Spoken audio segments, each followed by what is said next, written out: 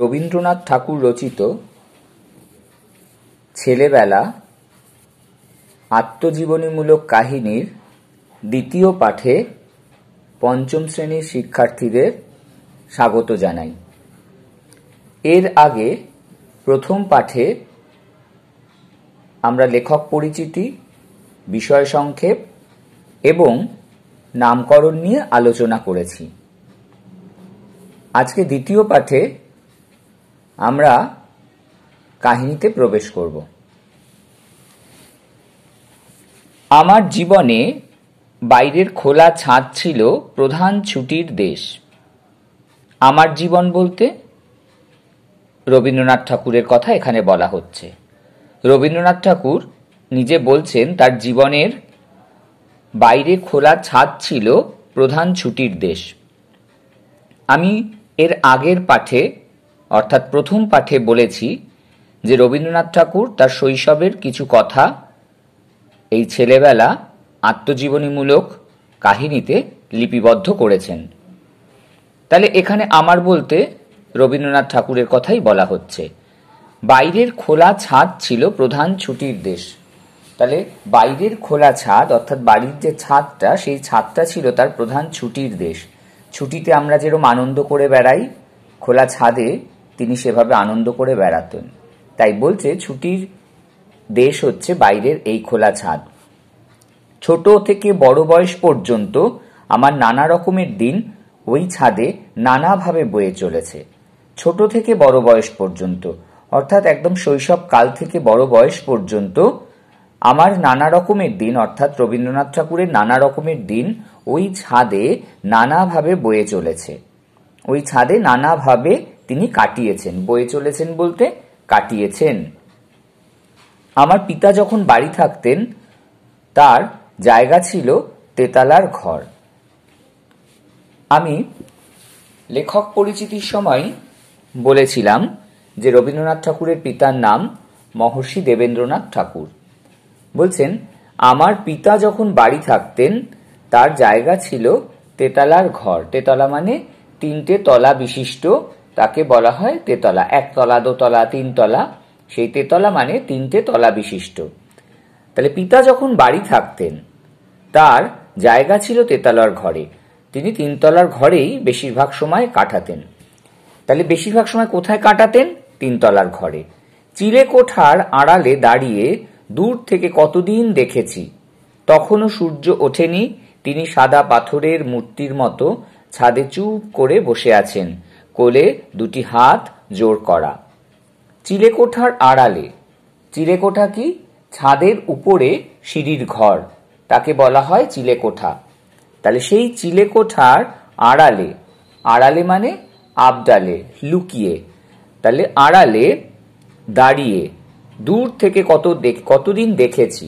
তাহলে চিলেকোঠার আড়ালে দাঁড়িয়ে দূর থেকে কতদিন দেখেছি, তখনও সূর্য ওঠেনি, অর্থাৎ তখনও সকাল হয়নি, ভোরবেলা, একদম খুব ভোরে, সূর্য তখনও ওঠেনি।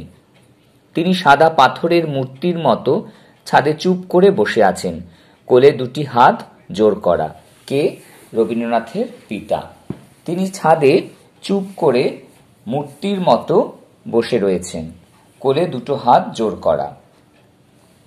তিনি কোথা থেকে দেখতেন? রবীন্দ্রনাথ কোথা থেকে দেখতেন? চিলেকোঠার আড়ালে দাঁড়িয়ে। মাঝে মাঝে তিনি অনেক দিনের জন্য চলে যেতেন পাহাড়ে পর্বতে। তখন ওই ছাদে যাওয়া ছিল আমার সাত সমুদ্র পাড়ে যাওয়ার আনন্দ। মাঝে মাঝে কোথায় চলে যেতেন তার পিতা? অনেক দিনের জন্য চলে যেতেন পাহাড়ে পর্বতে। পাহাড়ে পর্বতে অনেক দিনের জন্য চলে যেতেন। যখন তিনি থাকতেন এখানে তখন ওই তিনতলার ঘরে থাকতেন, আর যখন চলে যেতেন পাহাড়ে পর্বতে অনেক দিনের জন্য, সেই সময়টা ছাদে যাওয়া ছিল আমার সাত সমুদ্র পাড়ে যাওয়ার আনন্দ। বাবাকে ভয় পেতেন, সেই জন্য বাবা যখন বাড়ি থাকতেন না, অনেক দিনের জন্য পাহাড়ে পর্বতে চলে যেতেন, সেই সময়টা রবীন্দ্রনাথের খুব আনন্দের সময় ছিল, সাত সমুদ্র পাড়ে যাওয়ার মতন। ওই রূপকথার গল্পে যে সাত সমুদ্র, তেপান্তরের মাঠ, যেগুলো আমরা পাই, ঠিক সেরকম সাত সমুদ্রের পাড়ে যাওয়ার আনন্দ। চিরদিনের নিচতলায় বারান্দায় বসে বসে রেলিংয়ের ফাঁক দিয়ে দেখে এসেছি রাস্তার লোক চলাচল। চিরদিনের নিচতলায়, নিচে যে তলা অর্থাৎ একতলা, সেই জায়গায় বারান্দায় বসে বসে রেলিংয়ের ফাঁক দিয়ে দেখে এসেছি রাস্তার লোক চলাচল। অর্থাৎ একতলার যে বারান্দার রেলিং, সেই রেলিংয়ের ফাঁক দিয়ে দিয়ে রাস্তার লোক চলাচল দেখতেন। কিন্তু ওই ছাদের উপর যাওয়া লোকবসতির পিলপে গাড়ি পেরিয়ে যাওয়া, তাহলে ওই যে চিরদিন কি করেছে, রেলিংয়ের ফাঁক দিয়ে দিয়ে দেখেছে, অর্থাৎ একতলার রেলিংয়ের ফাঁক দিয়ে রাস্তায় লোক চলাচল করা দেখেছে। কিন্তু যখন পিতা থাকতেন না, ছাদে গিয়ে ছাদের উপর যাওয়া লোকবসতির পিলপে গাড়ি পেরিয়ে যাওয়া, কিন্তু ওই ছাদের উপর যাওয়া লোকবসতির পিলপে গাড়ি পেরিয়ে যাওয়া, পিলপে গাড়ি মানে হচ্ছে হাতিতে টানা গাড়ি। তাহলে একতলায় বসে দেখেছে লোক চলাচল, কিন্তু ওই ছাদের উপর যাওয়া লোকবসতির পিলপে গাড়ি পেরিয়ে যাওয়া, তাহলে সেই ছাদের উপর যাওয়া মানে ধরো হাতির ওপর হাতিতে টানা যে গাড়ি, সেই গাড়ি যাচ্ছে ছাদের ওপর থেকে, মনে হয় যেন সে অনেকটা নিচে সেই দেখতে পাচ্ছে, সেরকম ব্যাপার। ধরো তুমি 3 তলার ছাদ থেকে দেখছো, একতলায় ছোট ছোট লাগছে অনেকটা, আবার একতলার রেলিং এর ফাঁক দিয়ে যখন দেখছো সেটা একদম কাছে দেখতে পাচ্ছ। হ্যাঁ, তাই একথাই এখানে বলছেন। ওখানে গেলে কলকাতার মাথার উপর দিয়ে পা ফেলে ফেলে মন চলে যায়, যেখানে আকাশের শেষ নীল মিশে গেছে পৃথিবীর শেষ সবুজে। ওখানে গেলে অর্থাৎ সেই ছাদে গেলে কলকাতার মাথার উপর দিয়ে পা ফেলে ফেলে মন চলে যায়। সেই কলকাতার মাথার উপর দিয়ে, ছাদ থেকে অনেক দূরে দূরে দেখছে বাড়ি, অনেক দূরে চোখ চলে যাচ্ছে, নীল আকাশ মিশে যাচ্ছে যেন অনেক দূরে, যে দিগন্ত রেখা যেটাকে বলা হয়, যেখানে আকাশে মাটিতে মিলে যায়, সেই দিগন্ত রেখা, যেখানে আকাশের শেষ নীল মিশে গেছে পৃথিবীর শেষ সবুজে। তাহলে আকাশের শেষ নীল মিশে গেছে কোথায়? পৃথিবীর শেষ সবুজে।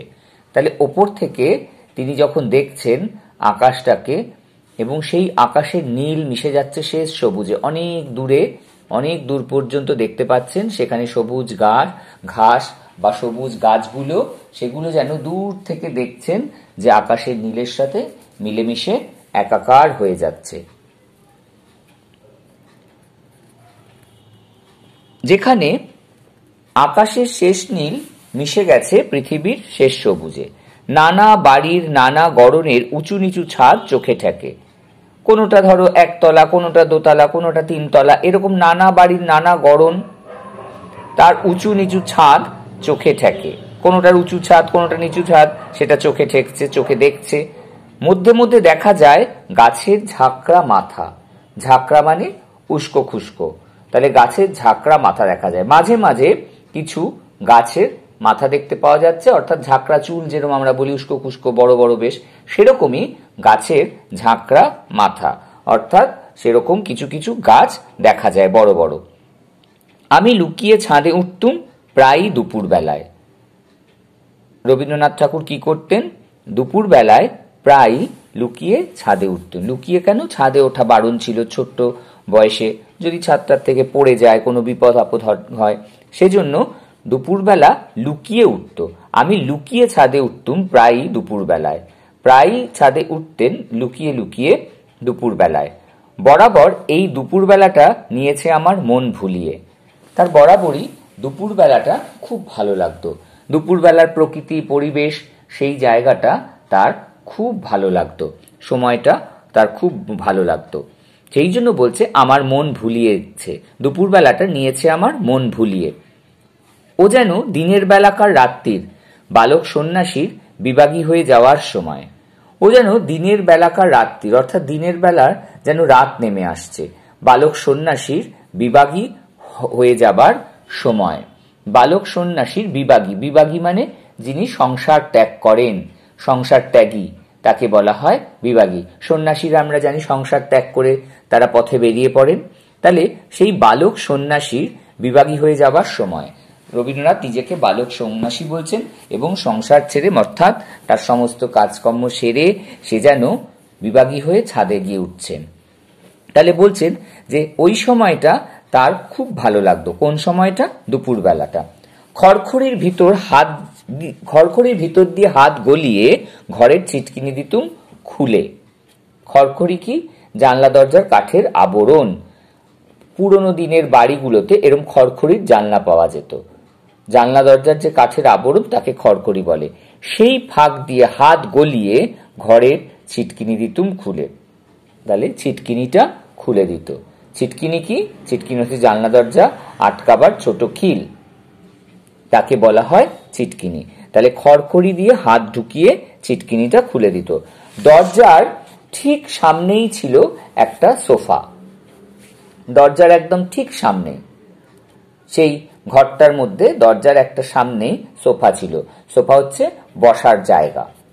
সেইখানে অত্যন্ত একলা হয়ে বসতুম। সেইখানে কোথায়? ওই ঘরটার মধ্যে, সোফার মধ্যে অত্যন্ত একলা হয়ে বসতুম। অর্থাৎ কেউ নেই, দুপুরবেলা লুকিয়ে লুকিয়ে ওপরে চলে এসছে, ফাঁকা জায়গাটা খুব ভালো লাগছে, সেখানে একলা হয়ে বসতুম।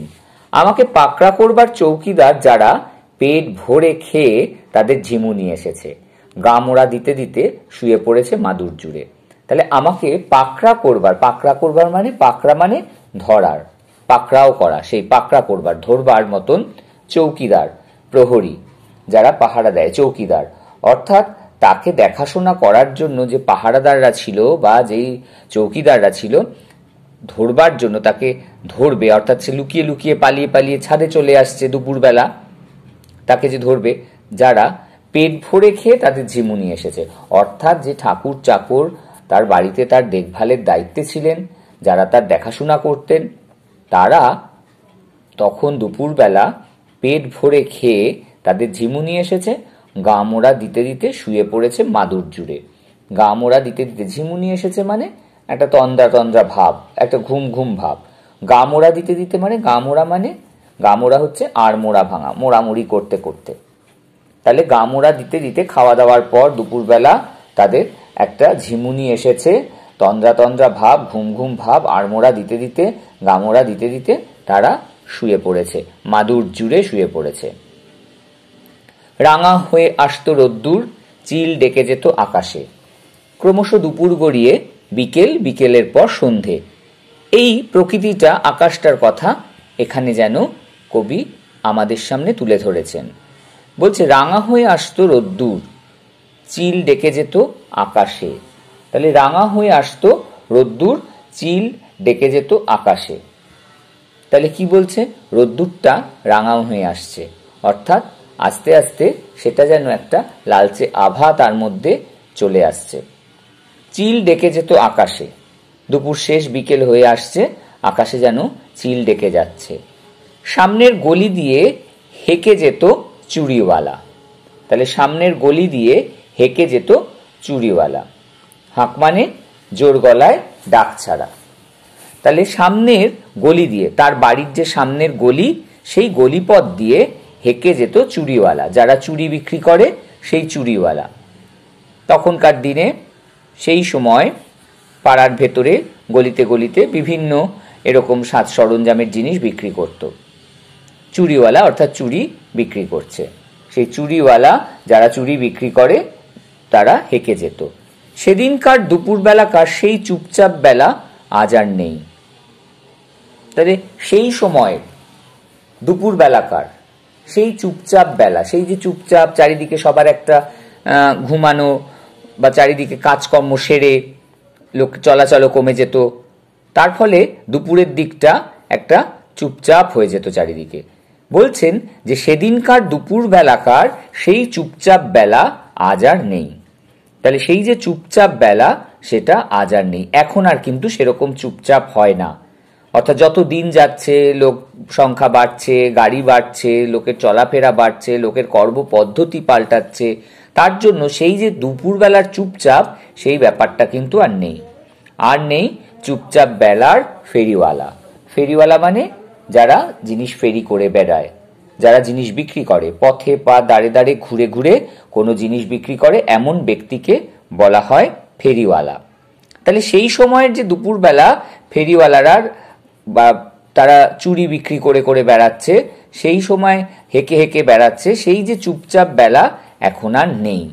তাই বলছে আর নেই সেই চুপচাপ বেলার ফেরিওয়ালা। ফেরিওয়ালা মানে কি বললাম? ফেরিওয়ালা মানে বললাম পথে বা বাড়িতে বাড়িতে দরজায় ঘুরে ঘুরে কোনো জিনিস বিক্রি করে এমন যে ব্যক্তি, তাকে বলা হয় ফেরিওয়ালা। তাহলে রবীন্দ্রনাথ ঠাকুর রচিত ছেলেবেলা আত্মজীবনীমূলক কাহিনীর দ্বিতীয় পাঠ আজ এই পর্যন্তই।